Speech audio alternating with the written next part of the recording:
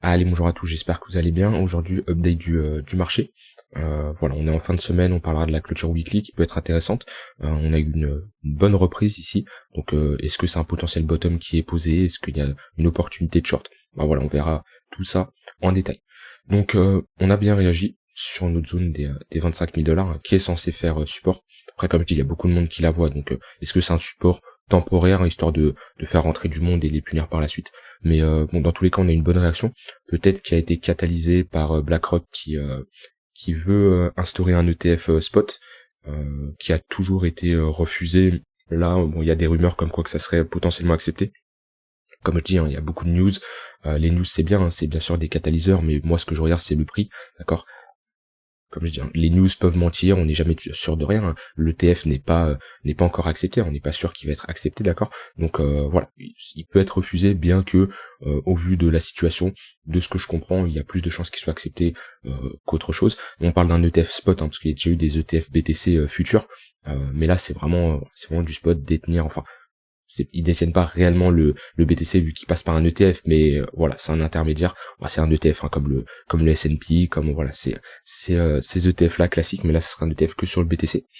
Donc je suis pas contre l'idée, hein, ça ferait venir beaucoup plus d'investisseurs dessus, mais à voir. En tout cas pour le moment, notre dynamique reste baissière, d'accord. On est toujours dans une phase de creux et sommet de plus en plus bas, bien que voilà, on diverge. Hein. Il y a cette divergence qui est validée depuis un moment. Ok, on a une plus grosse divergence qui est en cours là, qui est pas encore validée, mais bon, pas besoin de chercher 40 divergences, d'accord. Ce qu'on constate, hein, c'est qu'on a un essoufflement des vendeurs.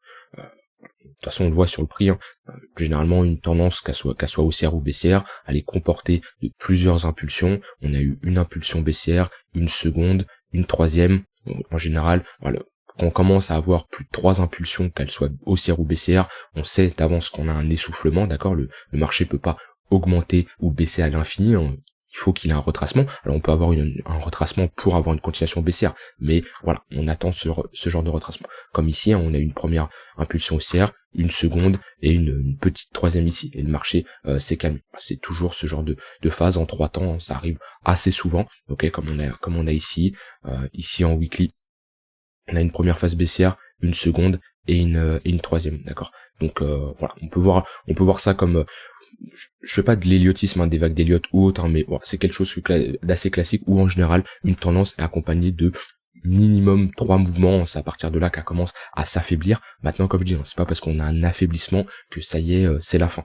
Bien entendu, on peut avoir ici une grosse vague baissière pour avoir une seconde vague baissière plus grosse, voire même une troisième, d'accord. Mais voilà, ça dépend de l'unité de temps donc on parle. Mais moi, ce que je constate actuellement en daily, on a un essoufflement des vendeurs, on est sur support, d'accord. Donc on est potentiellement sur une zone où on peut chercher à jouer à un bottom de marché. Bien entendu, toujours avec une zone d'invalidation. Hein, on est en weekly, bien entendu, on reste sur des zones pour l'investissement. Si on regarde en daily, on n'est pas sur l'investissement, on est plutôt sur de la spéculation, et on va plutôt chercher à se positionner, hein, que ça soit en long ou en short, mais avec des zones d'invalidation, puisque sinon on peut prendre un assez gros drawdown. Donc voilà, on est sur support, on a une bonne réaction, la dynamique reste baissière. Moi, ce que j'aimerais, c'est ici structurer un W qui montre que ok, on inverse potentiellement cette tendance avec des creux, des sommets de plus en plus hauts. Pour moi, ici, les creux sont toujours de plus en plus bas. Donc certes, affaiblissement des vendeurs, mais des vendeurs qui poussent toujours le prix à la baisse. On est sur une bonne zone pour potentiellement short le marché. Voilà, on a une bonne confluence entre notre tunnel 4 heures. On n'a même pas retracé jusqu'à notre zone de rechargement. Dommage, ça aurait été une zone qui aurait été intéressante d'avoir une confluence. Mais voilà, on est sur une bonne zone. On est sur nos 50% de retracement. Ouais, on a buté sur nos 50% de retracement. On est clairement sur une zone de résistance. Voilà, comme je dis, on a une bonne confluence tunnel 4 heures. Et on est sur une zone où voilà, on est sur résistance. Hein. Si je mets un volume profile, voilà, on est sur un précédent poke, d'accord. Donc c'est là où il y a eu le plus de volume échangé, c'est normal que ces zones fassent office de résistance. Je le dis, mais quand vous avez un acheteur, vous avez un vendeur, on revient sur une zone où il y a eu pas mal d'acheteurs, d'accord. Dans cette zone, il y a eu pas mal d'échanges, il y a eu pas mal d'acheteurs, ils clôturent leur position à break-even, d'accord. Ils ont eu la tête sous l'eau, hein, c'était difficile pour eux, voilà, ils ont connu une forte baisse, il y en a, ils ont pris des stop-loss, il y en a, voilà. Et là, on revient à leur zone d'entrée moyenne, hein, comme je dis, c'est un volume profile, c'est là où il y a eu le plus de volume échangé, et ben, il y en a qui sortent de position, tout simplement. Donc, on est sur une bonne zone. Et voilà, comme je dis, on a une bonne confluence ici. ou potentiellement ça peut être intéressant de shorter le marché. Je vous dis, on joue toujours dans le sens de la tendance. Moi, ce que je constate, c'est la tendance primaire, 4 heures daily, elle est baissière. On peut descendre en unité de temps, voilà, de zoomer, histoire d'avoir une meilleure entrée. Ce que je constate en 1 heure, c'est pareil. On a ici un affaiblissement, pareil, on a une première vague haussière, une seconde, une troisième. On a clairement un affaiblissement des acheteurs, et on peut être dans une zone où on peut chercher à avoir un top de marché, d'accord. Ça peut être une zone propice pour se positionner en short. On a cette zone d'imbalance à combler. Ici, on est en train de la combler actuellement. Ici, on l'a comblé avec cette mèche, ok. Mais voilà, il y a toujours cette zone d'imbalance où on a un déséquilibre de marché qui peut être intéressant à revenir. On est surtout sur une reprise en V-bottom, d'accord. Tac. Ce genre de V-bottom est amené à être testé pour soit avoir une continuation baissière ou transformer ça en W, mais comme je dis, c'est rare qu'on repart en V-bottom. Ça arrive, hein, on l'a fait par exemple au crash Covid, là voilà, on a une autre dynamique baissière, bam, on est reparti en V-bottom, ça arrive, mais c'est assez rare, et on joue toujours avec les probabilités de notre côté. Donc pour moi, ici, hein, quelqu'un qui a un setup, hein, après ça dépend de votre style de trading, comment vous tradez, quelle est votre stratégie, mais moi ici, c'est des zones qui m'intéressent pour short le marché.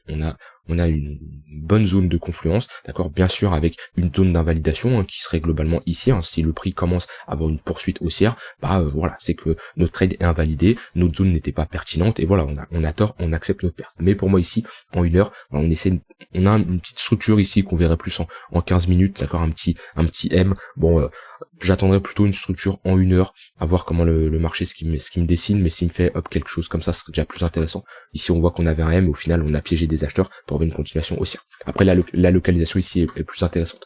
Donc voilà, ça dépend de votre stratégie, ça dépend comment vous voulez vous positionner. Quelqu'un qui charbonne un peu à la baisse cette tendance baissière depuis un moment, qui s'est positionné en short, hein, sur ce tunnel 4 heures, voilà, ici on a une bonne zone. Maintenant attention, on a quand même un flux acheteur qui est présent sur l'unité de temps H4, ça n'empêche que sur du daily, bien qu'on diverge, on peut avoir une continuation baissière, pas spécialement pour casser ce creux-là, mais pour au moins, comme j'ai dit, combler les zones d'imbalance et structurer une plus grosse structure. Donc voilà, pour moi ici, il y a peut-être un play à faire là, un short à prendre, bien entendu. Après, je vais pas vous dire à quel moment je shorterai, je rentre en position, parce que c'est faire des conseils d'investissement, et techniquement je n'ai pas le droit. Mais voilà, si vous avez une stratégie qui tourne à peu près de la même manière que moi, avec des moyennes mobiles et globalement ma méthode, ma vision, là vous êtes dans une zone où techniquement vous devez avoir une alerte, ok, le marché m'intéresse. C'est pas parce que le marché m'intéresse que je rentre en position, mais c'est ok, je vais regarder ce qu'il fait et potentiellement je rentrerai en position en fonction de ce qu'il me donne. Donc voilà sur le BTC, ça change pas, hein. Sinon après moi pour le moment, bien que on est potentiellement proche d'un bottom, pareil, un bottom court terme, hein, c'est pas, on peut revenir chercher nos 30 000 $, avoir une continuation baissière, mais on est potentiellement proche d'un bottom au vu de ce que je regarde de la chart. Comme je dis, je repasserai potentiellement bullish si on a une acceptation dessus de ce niveau-là. On casse et on a une réelle acceptation. C'est pas on casse et on réintègre, ou là ça serait moche, c'est on a une vraie acceptation. Et là ça serait encourageant. Ou alors on me structure ici une accumulation et une cassure à la hausse, d'accord. On voit qu'on est sous une trendline là depuis un moment, ok. Donc faudrait également la casser et derrière cette trendline montrer qu'on a de l'acceptation acheteur et que c'est pas juste une prise de liquidité et une réintégration pour la suite. Mais voilà, on a une bonne réaction, comme je dis, hein, sûrement catalysée par certaines news, affaire à suivre. Voilà pour le BTC, d'un point de vue order flow, il y a pas grand chose à dire. Petit crash, j'actualise. Là, il y avait une grosse forte hausse de l'open interest. Ok, là on pouvait se dire que il y avait c'était avant la news de BlackRock et son ETF, peut-être des gens qui étaient au courant de quelque chose, d'accord, et ils ont bien longue le marché pour profiter de cette hausse, c'est une éventualité. Après ici, quand je regarde le CVD, on enchaînait les creux de plus en plus bas, donc beaucoup de vendeurs agressifs qui étaient ici absorbés. Voilà, on le voit ici, on fait un creux plus bas que le précédent, ici on fait un creux plus haut que le précédent, donc on a une absorption des vendeurs agressifs qui sont absorbés par des acheteurs passifs tout simplement. Et on en a eu une ici aussi. Là on voit qu'on fait des creux de plus en plus bas, okay, ici creux de plus en plus bas, ici creux de plus en plus haut. Ça nous dit pareil. Ici dans cette zone, pas mal de vendeurs agressifs qui rentraient en position et ils ont été absorbés par des acheteurs passifs. Après on n'a pas une forte hausse de l'open interest, bien que on a l'air d'être sur des niveaux encore assez hauts. Non, pas spécialement. Voilà, globalement, de toute façon, l'open interest, là, il est bloqué entre deux bornes. Voilà, je vais mettre ça un peu plus propre. Voilà, on est bloqué globalement entre ces deux bornes-là, ok, et on a vu à chaque fois qu'on était sur un mouvement assez haut, on y est presque, hein. Il y a eu un mouvement assez brutal, d'accord. Voilà, ici on a liquidé pas mal de monde. À chaque fois qu'on y a été, boum, grosse cascade de liquidation pour liquider du monde. Donc voilà. Mais pour le moment, il n'y a pas de FOMO. Il n'y a pas de FOMO comme ici, voilà. Ça c'est du FOMO. Et je le dis, hein, ça je le dis pas mais depuis le crash de FTX, les gens, il y a beaucoup d'infos sur le marché. On voit, c'est plus trop les contrats dérivés qui drivent le marché. Ok, voilà, à l'époque où voilà, ça c'est du FOMO. Ok, on a un prix qui chute, tout le bear market, hein, et voilà, on voit que tac tac tac tac, l'open interest augmente énormément. Et depuis ici le gros crash qu'on a eu, globalement on est dans un range, on bouge pas trop sur l'open interest. C'est encourageant, hein. Vaut mieux avoir un marché sain, d'accord, qui augmente grâce à de réels investisseurs, hein, qui achètent en spot, plutôt que ça soit le marché dérivé qui drive le marché. Et c'est souvent des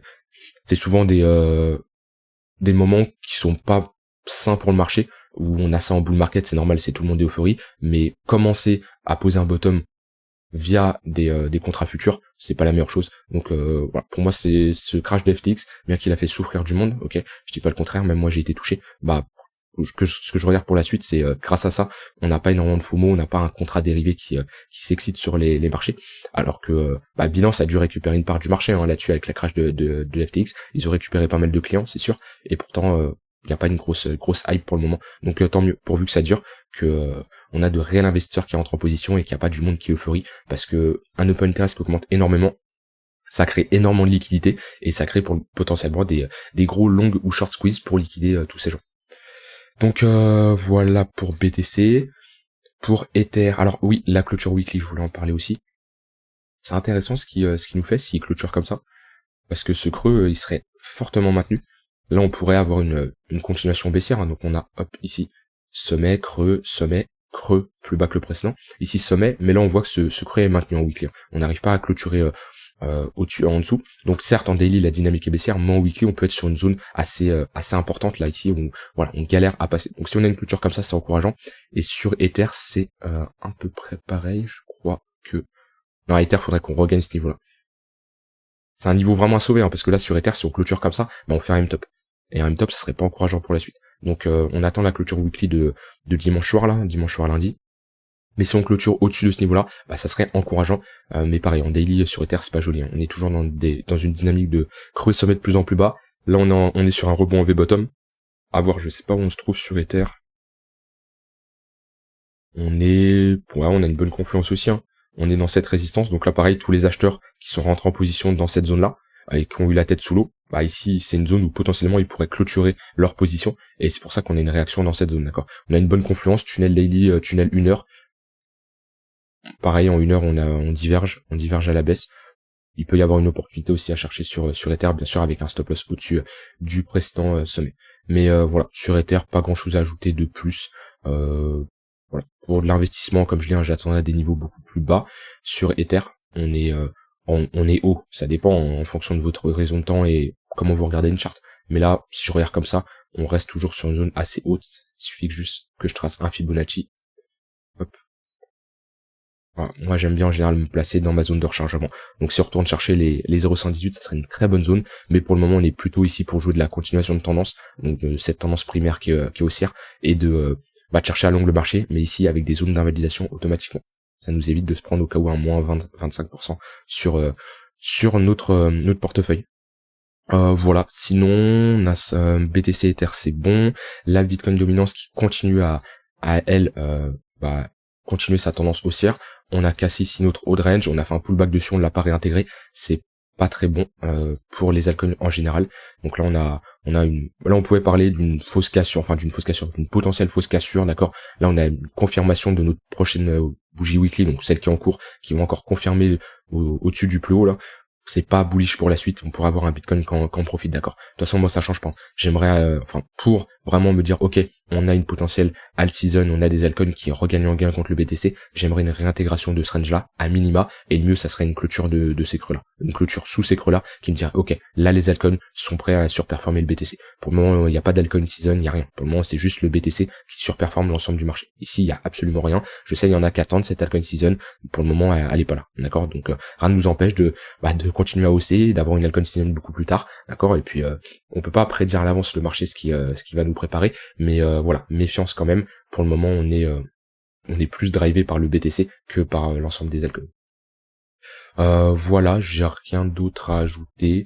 Restez quand même prudent sur le marché, même si pour le moment on retourne sur des zones de support. Donc les gens qui cherchent à long à tout prix et voilà, qui cherchent pas à short le marché en général, hein. Il y a des gens ils veulent juste long le marché sur des bonnes zones, et ils cherchent pas spécialement à short. Bah on, on retrouve des prix intéressants, mais comme je dis, zone d'invalidation, parce que si on casse on peut aller beaucoup plus bas.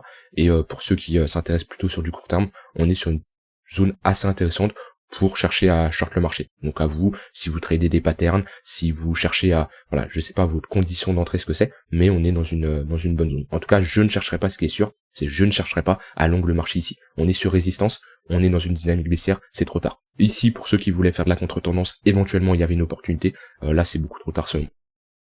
Voilà, j'ai dit ce que j'avais envie de dire, n'hésitez pas à vous me dire ce que vous en pensez du marché actuel, est-ce que vous vous positionnez, est-ce que vous patientez, voilà, ça m'intéresse d'avoir votre retour sur ce que vous faites, et on se retrouve demain pour une prochaine vidéo, bye bye.